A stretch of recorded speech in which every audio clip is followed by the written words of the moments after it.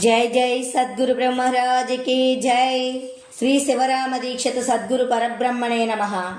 श्रीमद् बृहद्वासिष्ठ सिद्धांत निर्धारणలను శ్రీమద్ అచల బోధ ప్రతిష్టాపన ఆచార్యులను శ్రీమద్ రామడుగు శ్రీ శివరామ దీక్షితుల వారిచే రచయింపబడిన శ్రీమద్ బృహద్వాసిష్టమను శ్రీ శివరామ దీక్షితీయము.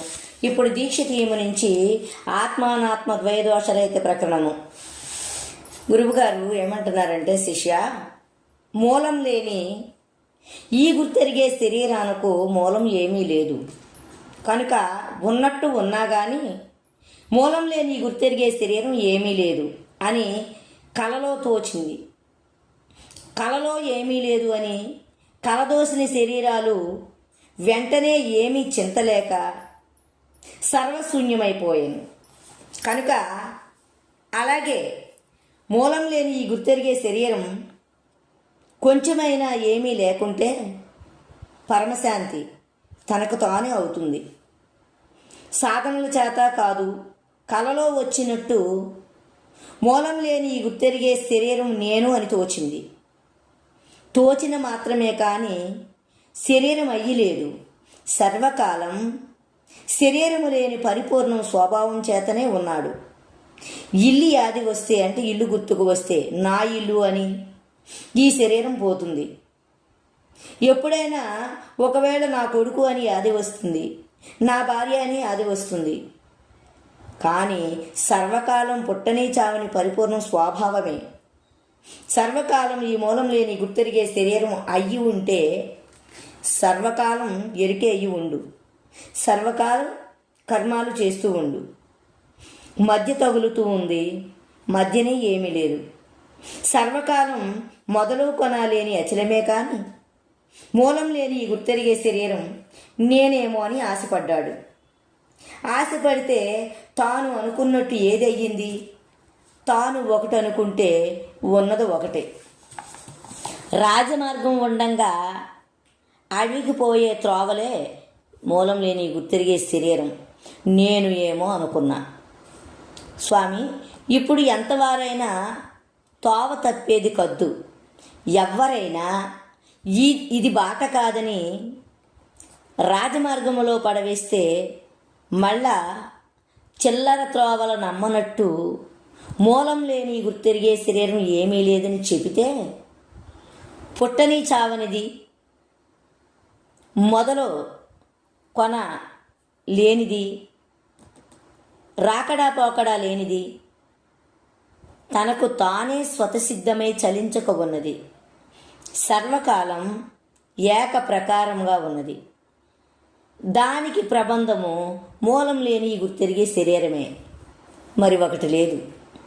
తనకు తానే కలతోచినట్టు తనకు మూలం లేని ఈ గుర్తెరిగే శరీరం తోచింది. ఈ తెర తీసే గురు సాంప్రదాయము కోట్ల లోపల ఒక్కరు ఉన్నారో లేదో, వారి సహవాసం చేసి చూసేదాకా నమ్మరాదు. తెర అయితే గాలికి ఎగసపోయెను. శరీరాన్ని గట్టిగా రాళ్ల గోడవలే నిలిపేవారు కొందరు, గోడవలే నిలిపిన వారు కొందరు. అందుకే శంకరాచార్యులు సందు మా సందు మూలం లేని గుర్తెరిగే శరీరం అనే బట్ట తెర ఉన్నది. కనుక మేము పరమపదమనే వైకుంఠము బట్టతెర వేసినట్టు మూలం లేని గుర్తెరిగే శరీరం లేని ఆచార్య కటాక్షం చేత నిర్హేతుక జయమాన కటాక్షం కలిగిన ఈ బట్టతెర తీస్తే అంతా వైకుంఠమే. రెండో ప్రతిమ లేదు.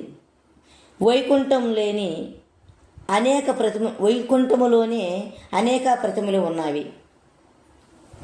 వైకుంఠమును ఎరగవు. బట్టతెర ఉన్నదే, తాను తీసుకోలేడు, తనకు తాను పోదు, సామాన్యులు తీయలేరు. బట్ట తెరవలే మూలం లేని ఈ గుర్తెరిగే శరీరం ఉన్నది. ఈ తెర తీస్తే సకల దేశాల యందు ఈశ్వరుడు ఉన్నాడు.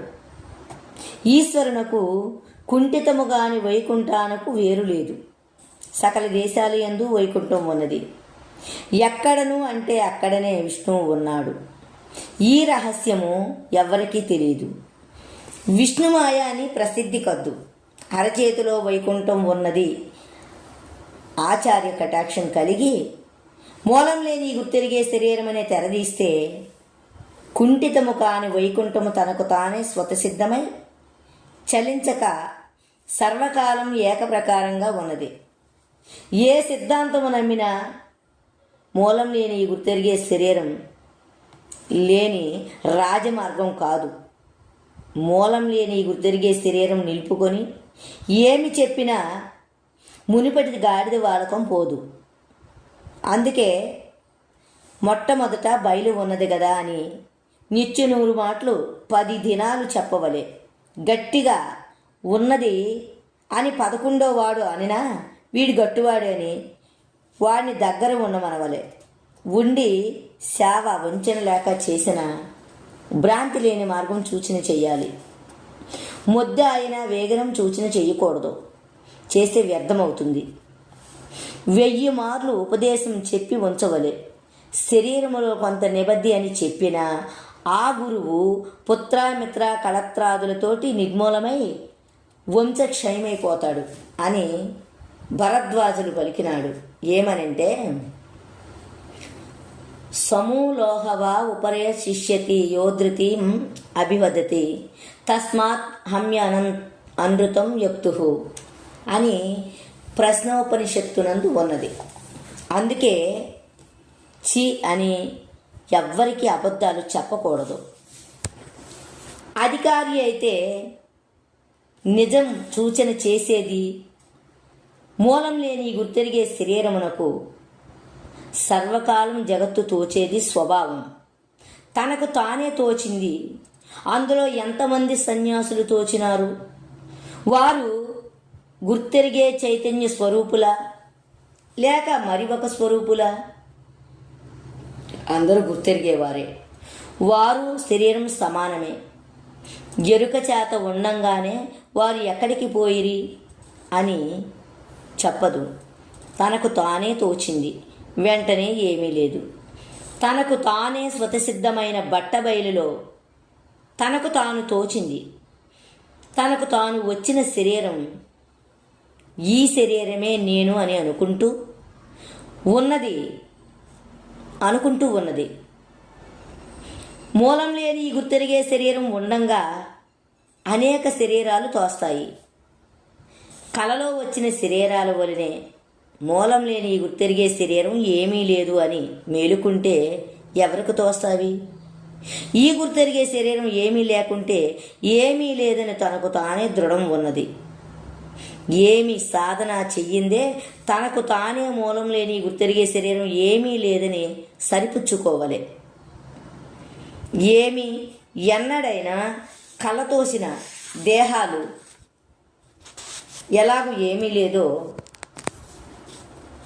అలాగే మూలం లేని గుర్తెరిగే శరీరం ఏమీ లేదు అని సరిపుచ్చుకున్నావా? సరిపుచ్చుకో.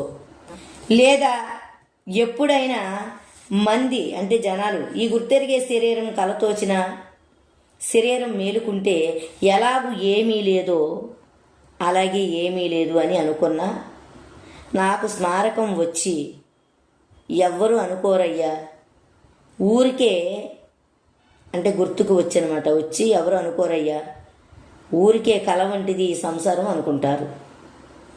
అప్పటిది అప్పుడే పాయే.